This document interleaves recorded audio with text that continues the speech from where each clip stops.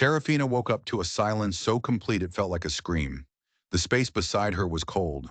Her husband Abner was gone. He hadn't just left. He had vanished, taking the horse, the money, and every last drop of hope with him. Outside, the Arizona sun was beginning its daily murder of the sky, and in a scavenged crate, her newborn son, Samuel, began to cry. Abner had named this place Caldwell's Claim, but he had claimed nothing but her future, and now he'd abandoned that too. She was 31 years old, left to die in the heart of a broken promise. She remembered arriving in the town of Redemption, her heart full of the stories he'd spun. Stories of silver veins running through the earth like lightning. Stories of a grand house and a life of respect. She had believed him. She'd traded the green hills of her home for this sun-bleached hell. But promises were cheap in the West. The silver was a lie. The ground gave up nothing but rocks, and with every failure, a piece of Abner turned to dust. The birth of Samuel should have been an anchor. Instead, it was the final crack. The baby's cries were a constant reminder of his failure. He started looking at her, not as a wife, but as another bad investment. The town saw it too. Their friendly waves turned to looks of pity. Whispers followed her from the general store. Not just about Abner's bad luck, but about her foolishness for trusting a man made of smoke. But there was something else in those whispers, a secret the town was keeping. Now standing in the doorway of their silent cabin, she knew that life was over. He'd left her a half-empty sack of flour, a nearly dry water barrel, and a horizon that promised nothing but death. She wasn't a wife anymore. She was a ghost. For 3 days she scanned that empty horizon, praying for a rider that never came. Hope curdled into a cold, hard knot in her stomach. He was not coming back. Survival was no longer a choice. It was a brutal calculation. Every cup of flour, every mouthful of water, was a countdown. Her own hunger was a dull ache, but the fear for Samuel was a blade twisting in her gut. Her milk was failing. His cries grew weaker, thinner. To stay at the cabin was to choose a grave for two. Her only chance was the town they called Redemption. With Samuel tied to her chest, she began to walk. The journey took hours under a sun that felt like a physical blow. Dust coated her throat, and her lips cracked and bled. When she finally stumbled onto Redemption's main street, she was a specter. But the sanctuary she sought was a fortress of cold shoulders. Mr. Abernathy at the general store, who once praised her sewing, now refused her credit, his eyes fixed on the floor. The women who'd shared gossip now crossed the street, pulling their own children away from the sight of her poverty. Her last hope was Sheriff Gable. He listened to her story with weary impatience. He offered no food, no water, just a piece of hollow advice. He said Abner was mixed up in dangerous dealings, that his disappearance was a blessing. "It's for the best," he said, suggesting she find a way back east. It wasn't a warning. It was a dismissal. The town wasn't afraid for her. It was afraid of her. She was a loose end, a reminder of a man they all wanted to forget. Abner hadn't just abandoned her. He'd made her an outcast. Defeated, she turned her back on redemption and walked back into the wilderness. She didn't have a destination. She just walked until her legs gave out, collapsing under the skeletal shade of a dying mesquite tree. Laying on the hot ground, with Samuel's small form pressed against her, she closed her eyes. The world dissolved into a shimmering haze, and out of that haze a figure emerged. Not like a man, but like the desert itself had taken a human form to claim her. The first thing she felt was water, cool, sublime water on her cracked lips, poured from a canteen by a steady brown hand. When her eyes focused, she saw him, an Apache warrior. Every story she'd ever heard screamed at her to be afraid. She clutched Samuel tighter, bracing for the end. But the man's eyes held no malice. They were deep and dark, and in them she saw not hatred, but a quiet sorrow. Without a word, he helped her up. He moved with a silent grace, leading her toward his horse. The journey was a blur. He walked beside her, his presence a shield against the sun, his silence a strange comfort. They entered a hidden canyon, a sanctuary carved from the rock. The air was cooler, the light softer. For the first time in days, she could breathe. But her welcome was as harsh as the desert she'd fled. The canyon was home to a small band of his people, As they entered the camp, every eye turned to her. She was an intruder, a ghost from the white world that had brought them nothing but pain. The women stared with open hostility. The children hid. Whispers followed her like smoke, the meaning unmistakable. She was the enemy. The warrior, whose name she would learn was Nokai, led her to a small dwelling. He brought her broth and a piece of soft leather for Samuel. He offered not pity, but aid. In the following days, her body began to heal. She watched Nokai from a distance. He was a man of profound silences, carrying a world of loss inside him. She saw how his gaze would linger on Samuel, a flicker of old pain in his eyes. An older woman finally took an interest in her, showing her how to grind mesquite beans, how to find water in the roots of a cactus. One evening, this woman sat beside her and told her Nokai's story. His wife and young son had been taken by a sickness that swept through the camp the winter before. A coughing sickness. The sickness, she explained, had come from a trade. A desperate white prospector had given them blankets in exchange for food. The blankets had been a gift of death. As the woman described the man, his restless eyes, his hollow promises of finding silver over the next ridge, a cold dread washed over Serafina. The description was a perfect echo of Abner. The man who abandoned her might also be the man who murdered her savior's family. The thought was a poison. Her presence was a problem. One evening, the tribe's elder came to Nokai. Their conversation was long and serious. When the elder left, Nokai turned to her, his face unreadable. She couldn't understand the words, but she felt their weight. She could stay until the first snows. But her presence was a debt that Nokai would be expected to pay. She could not just be a survivor, she had to become a warrior. The lessons began. Her hands, soft from needlework, were clumsy. Her pottery collapsed. She mistook poison berries for edible ones, earning a sharp rebuke from Nokai. A young widow named Tala watched her with pure contempt. To Tala, Serafina was a symbol of the world that had taken her husband. But Serafina did not give up. For every callus on her hands, a layer of fear was shed from her soul. Nokai was a teacher of few words.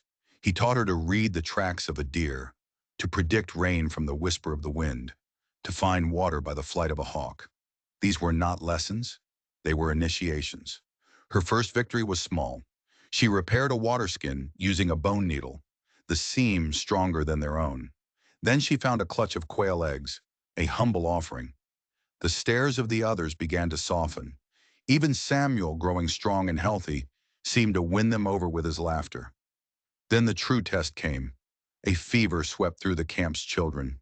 The medicine woman's chants and smokes did nothing. One of the sickest was Tala's own daughter. The child's rasping breath was a sound Serafina knew all too well. She remembered a remedy from her grandmother, an old-world herbalism. Ignoring Tala's hateful glares, she scoured the canyon, gathering a dusty-leafed herb and the bark of a willow-like tree. She prepared a poultice and a bitter tea. She approached Tala's dwelling, holding out the cure. Tala's eyes were filled with venom, but at that moment, her daughter let out a pained, breathless cry. In that sound, they were not Apache and white. They were mothers. Tala stepped aside. Serafina worked through the night, bathing the girl's brow. By morning, the fever had broken. Words spread like wildfire. She treated the other children, and within 2 days, the sickness was gone. She had wielded a knowledge that was uniquely hers, turning a simple domestic skill into a source of profound power. The elder gave her a nod of deep respect. She finally felt the fragile roots of belonging. But that evening, as the camp sat by the fire, the peace shattered. Tala stood up. She did not offer thanks. In her hand, she held a faded scrap of blue calico cloth, a piece of the dress Serafina wore when she arrived. Tala held it up for all to see. Her voice was sharp, a poisoned dart aimed at their security. Her medicine may have cooled a fever, she said, but her presence invites a fire that will consume us all. She is a poison we have mistaken for a cure. How long until her people come with guns, led here by the ghost you shelter? The challenge hung in the air, aimed squarely at Nokai. But it was Serafina who was on trial. The camp was silent, waiting for a verdict. Nokai stepped forward, his face like stone, ready to decide her fate. But before he could speak, the ground rumbled. A deep, guttural sound echoed from the end of the canyon. It wasn't thunder. The elder's eyes went wide with a primal fear. It was the sound of the desert's rage. A flash flood. Panic erupted. The roar grew louder as people scrambled for higher ground. Then the water came, a charging beast of mud and debris. It ripped through the camp, swallowing everything in its path. The fire was extinguished with a hiss, plunging them into a terrifying watery darkness. A single cry cut through the chaos. It was Tala. Her daughter, the child Serafina had just saved, was trapped in the wreckage of their dwelling, clinging to a pole as the churning water rose around her. Nokai and the other warriors fought to reach her, but the current was too strong. It was impossible. But Serafina saw something else. Not an unbeatable force, but a puzzle. Her eyes scanned the chaos and found the solution. A massive dead cottonwood tree wedged between two rocks upstream. A lever. She grabbed Nokai's arm, pointing, frantically trying to explain with gestures. He saw the logic in her eyes and didn't hesitate. He barked orders. Warriors secured ropes to the tree. Nokai himself climbed onto the slick, precarious trunk. As they worked, a flash of lightning lit the scene, and Serafina's heart stopped. Dangling from a cord around Nokai's neck, pulled from his shirt, was a small, tarnished silver object. A locket. It was her locket, the one she had placed around Abner's neck on their wedding day. The sight was a physical blow. Her rescuer, her betrayer. How were they connected? The question screamed in her mind as the warriors used the current's own force to swing the massive log across the channel. It slammed into the opposite wall, creating a makeshift bridge. Nokai ran across the slick wood, snatched the child from the wreckage, and carried her back to safety. The danger passed. The camp was in ruins, but the people were alive. Tala, clutching her daughter, looked at Serafina. The hatred in her eyes was gone, washed away. She walked to Serafina and took her hand, pressing it to her own forehead, then to her heart, a gesture of ultimate respect. Her debt was paid, but as the tribe looked at her as their savior, all she could see was that locket, a terrifying secret glinting in the dark. In the shared work of rebuilding, the camp was forged anew. The flood had washed away the last of their suspicion. Serafina was no longer an outsider. She worked alongside Tala, a silent partnership between them. She taught the women to salvage wet grain, to weave stronger baskets, small acts that rebuilt their home. But for Serafina, the peace was haunted by the image of that silver locket. It was an unspoken question between her and Nokai. He wore it openly now, as if acknowledging her discovery. She knew she couldn't move on without the truth. One evening, by the fire, she found the courage. She pointed a trembling finger at the locket, then touched her own heart. The question needed no words. Nokai met her gaze, his warrior's mask gone, replaced by a profound empathy. He took the locket from his neck and placed it in her palm. With an old woman translating, he told his story. His discovery of her was not an accident. Weeks before, he had found a white man near death, his leg black from a rattlesnake bite. Nokai had tried to save him, but it was too late. The man was Abner. In his final, fevered moments, Abner was consumed by guilt. He confessed everything, abandoning his wife and newborn son. With his last breath, he pushed the locket in a pouch of coins into Nokai's hand, begging him to find them. It was his last, pathetic attempt at redemption. So Nokai hadn't just found her. He had been searching for her, fulfilling a promise made to a dying man. Her rescue wasn't chance. It was fate, woven from her husband's remorse and her savior's honor. Nokai produced the leather pouch of coins. The weight felt obscene. She let them fall into the dirt. The only thing of value Abner had left her was the man who now sat before her. A profound, unbreakable bond had been forged between them. A deep calm settled in the canyon. Serafina had found her home. Nokai, in protecting her and Samuel, seemed to have found a way to honor the family he'd lost. But the desert does not allow peace to last. The calm was shattered by the thunder of hoofbeats. A scout returned, his horse slick with sweat. He'd seen them. A dozen riders from Redemption, led by Sheriff Gable, armed with rifles. They weren't wandering, they were tracking. Their trail led directly to the canyon. They would be there by morning. The world they had escaped was coming for them. There was no panic, just a grim, quiet resolve. In the pre-dawn chill, Nokai and the warriors moved to the canyon's mouth. This was their last sanctuary. They would defend it with their lives. When Nokai told Serafina to hide with the women, she refused. This was her fault. More than that, she knew these men. She knew the greed that hid behind their words of honor. Her voice, she argued, could be a shield where an arrow would only be a target. Nokai looked at the woman who had arrived half dead and saw an ally. He nodded. They came with the sunrise. Sheriff Gable demanded the release of Serafina Caldwell, held against her will by savages. His words were a performance. Before Nokai could respond, Serafina stepped into the morning light. She was not the broken creature they remembered. Her skin was bronzed, her bearing resilient as the canyon walls. She held Samuel on her hip, a silent testament to what she was fighting for.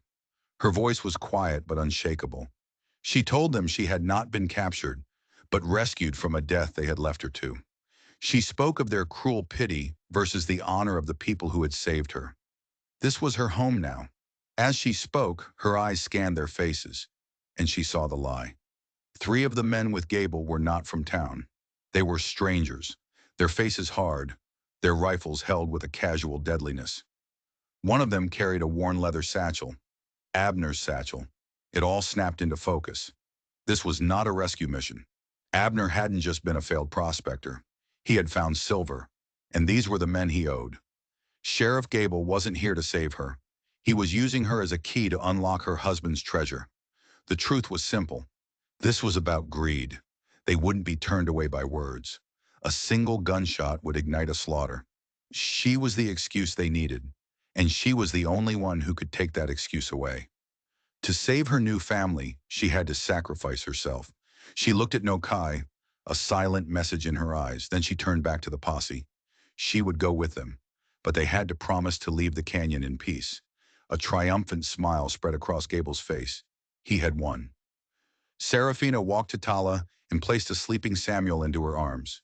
She kissed her son's forehead, then turned, her head held high, and walked toward the waiting men, trading her sanctuary for the cold steel of their rifles. The ride away from the canyon was a calculated performance. Serafina played the defeated captive, head bowed, while her mind raced. She was not a prisoner. She was a scout leading an enemy into a trap. Every lesson Nokai had taught her about the landscape was now a weapon. She listened to the men, gauged their greed, and used it against them. She pretended to search for Abner's landmarks, leading them deeper and deeper into the Badlands, a labyrinth of canyons that wore down their horses and their resolve. She had to trust that Nokai was out there, a shadow in the heat, watching, waiting for her signal. For 2 days the chase wore on. The sun was a hammer. The men from Redemption grew restless. Sheriff Gable's patience frayed. Only the 3 strangers remained calm, their cold eyes promising violence. On the 3rd day she found the place, a narrow box canyon, a dead end with crumbling walls. The Apache called it the place of falling stones, a perfect cage. She declared this was it, and the posse rode eagerly into the trap. Once inside, Gable's civility vanished. He grabbed her arm, his grip like iron, demanding the location of the silver mine. He told her Samuel's future depended on her cooperation. It was the threat she'd been waiting for. He was no longer a sheriff, just a thief. As he yelled, her gaze went to the precarious slope high above the canyon's only entrance. She remembered Nokai's lesson on how the earth held its breath, waiting for a single sound to release it. She took a deep breath and let out the high, trilling call of a canyon wren. A simple sound that meant nothing to these men, but everything to the man listening from above. For a moment, silence. Then a sharp crack echoed from the rim. Not a gunshot. A single heavy rock, expertly dislodged. What followed was not a battle, but an act of God. The entire cliff face seemed to liquefy, a river of rock and dust thundering down, completely sealing the canyon entrance. The ground shook. The posse cried out in terror as they were entombed by the very land they sought to plunder. Through the swirling dust, figures appeared on the rim above. Nokai and his warriors. They were not savages. They were kings. They made their way down into the canyon. The power had shifted, absolute and immediate. The men from Redemption threw down their guns. Gable stared at the wall of rock, a broken man. Serafina walked past him and stood beside Nokai. Their alliance had prevailed, not with force, but with intelligence and patience. As they secured the prisoners, a chilling realization dawned. One was missing. The quietest, most dangerous of the strangers had somehow scrambled up the rocks and escaped the trap. They had won the battle for their home, but the war against the greed of the outside world was far from over. An entire season passed. The canyon healed. The story of the trapped posse became a legend in Redemption, a tale that humbled the arrogant. The canyon was no longer a refuge, but a home. Serafina found her place. She built a small garden, a patch of impossible green that mirrored the hope in her heart. The children adored her. Samuel, now a sturdy toddler, took his first steps on the canyon's red earth. The bond between Serafina and Nokai deepened into a quiet partnership. He was a father to her son in every way that mattered, teaching him the language of the clouds and the birds. Serafina felt the last of her old life fall away, but the world outside has a long memory. The warning came again, not with riders, but with a piece of paper, a surveyor's map found by a scout. The gunman who escaped had sold his story. The map was cold and clinical. Their home, their sacred land, was now designated as Section 47, the property of a mining consortium. The white man's law, a force more relentless than any posse, was coming for them. Not with rifles, but with deeds and titles. Despair settled over the camp. They could fight a hopeless war or scatter into the wilderness again. But Serafina offered a third path. She still possessed the knowledge of the world that now threatened them. She knew its language, its rules, and its greatest weakness, its love of money. The final bitter irony of her life was about to become their salvation. The silver, Abner's ruin, their peril. It would now be the tool of their freedom. Her plan was audacious. They would not run. They would use the silver from Abner's claim to purchase their own future. They would use the enemy's currency to buy their own sovereignty, acquiring the title to a vast tract of protected land deep in the mountains, a place the surveyors would never reach. She, the woman who could read their contracts and speak their words, would be their negotiator. And so the story of Serafina and Nokai became what it was always meant to be. Not an ending, but a beginning. A legend whispered across the frontier, a testament that the harshest deserts can yield the most profound transformations, and that home is not a place you are given, but a promise you fight to keep. Did you enjoy this journey? Tell us what part of the world you're watching this story from. Leave your comment, and to make sure you don't miss our next adventure, please subscribe.